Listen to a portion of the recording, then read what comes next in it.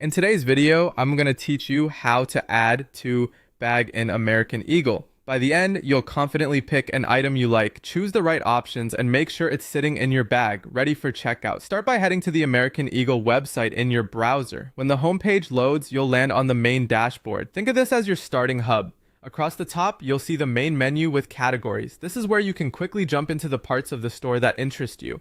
From that top menu, choose a category. As an example, hover over or click on New. In the drop-down, select Women's New Arrivals to see the latest pieces just added. This takes you to a product grid where you can browse everything that's fresh. Take a moment to scroll through, and feel free to use any filters or sorting tools on the page to narrow down by style, size, or color, if they're available. Once you spot something you like, click directly on that product. You'll land on the product detail page.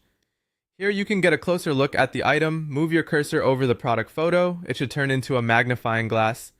Use that to zoom in on fabrics, details, and finishes so you know exactly what you're getting.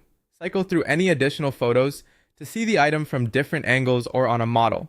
Next, select a color if multiple options are shown. After that, choose your size. If you're unsure, look for a size guide link on the page. It often provides measurements and fit notes to help you pick the best match.